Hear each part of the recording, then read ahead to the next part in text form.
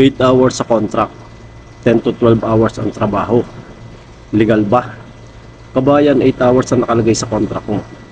Pero araw-araw 10 hours, 12 hours, minsan higit pa ang trabaho. Ang tanong, legal ba yan sa Saudi Arabia? At kung sobra sa normal working hours, dapat ba may overtime pay? Bago mo sabihin na normal lang yan dito, alamin muna natin kung ano talaga ang sinasabi ng Saudi Labor Law. Important note, ang pinag-uusapan natin dito ay para sa workers na sakop ng Saudi Labor Law. Karaniwan ay employees sa private sector companies. Hindi ito ang rules para sa domestic workers o household workers dahil mahiwalay silang regulation. Under Article 98, ang general rule ay hindi dapat lumampas sa 8 actual working hours per day kung daily standard ang ginagamit, o 48 hours per week kung weekly standard. Kapag Ramadan, para sa Muslim workers, reduce ito sa maximum na 6 actual working hours per day o 36 hours per week. Pero kabayan, ang importante ang salitang actual working hours. Halimbawa, 10 hours kang nasa workplace, pero may genuine rest, prayer o meal breaks ka na hindi under the control ng employer. Hindi automatic na 10 actual working hours yon. Ang rest, prayer at meal periods ay generally hindi kasama sa actual working hours.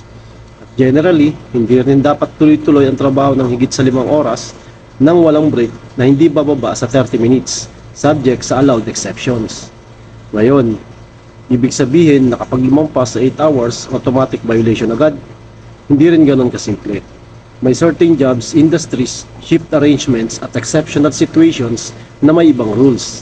Halimbawa, under Article 99, maaaring umabot sa 9 hours per day para sa certain categories ng workers o trabaho kung saan hindi continuous ang work. Kaya wag lang tingnan ng oras ng pagpasok at pag-uwi. Tingnan mo ang actual working hours, breaks, weekly total, nature ng trabaho, at kung may legal exception na applicable sa'yo.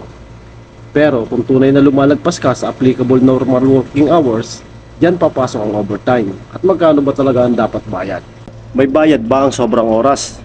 Kabayan, kung ang actual working hours mo ay lumampas sa applicable normal hours at considered overtime under the law, hindi dapat basta thank you lang ang kapalit niyan. Under Article 107 ng Saudi Labor Law, ang employer must pay overtime compensation equivalent to your hourly wage plus an additional 50% of your basic hourly wage.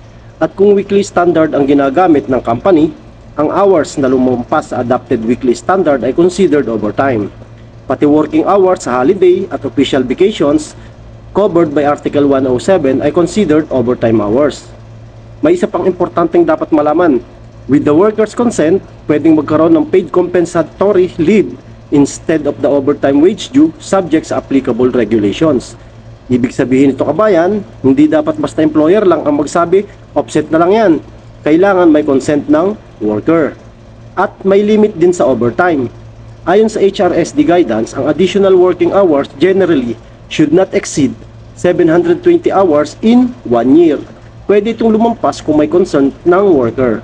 So, kung araw-araw, 10 hanggang 12 hours ka sa workplace, huwag agad mag-conclude base lang sa isang araw. I-check mo ang buong setup. Una, tingnan ang kiwa contract mo at company work schedule. Pangalawa, i-record ang actual time in at time out mo. Pangatlo, itago ang attendance records, payslips, overtime approvals, messages at work instructions. Pang-apat, i-compare ang actual overtime hours sa overtime na binayaran sa payroll. At kung may discrepancy, erase muna ng maayos sa HR o employer at keep everything documented. Tandaan kabayan, 8 hours sa contract pero 10 to 12 hours sa workplace ay hindi automatic na violation. Maaring may breaks o legal exceptions. Pero kung 10 to 12 actual working hours talaga at walang applicable exception o tamang overtime treatment, doon kailangan mong seryosong i-check ang rights mo. At huwag basta mag-awol o tumigil sa trabaho dahil lang may dispute sa overtime.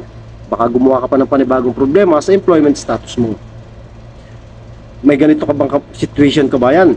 I-post ang complete details ng case mo sa pinoytalks.com at sumali sa Pinoy Talks Ask the Community. Lagi ako na andyan.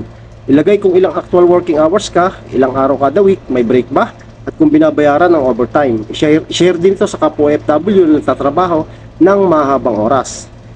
Disclaimer, ang video na ito ay for general information and educational purposes only at hindi kapalit ng formal legal advice. May exceptions depende sa job category, industry at work arrangement. Para sa official assessment o complaint, gumamit ng official HRSD channels.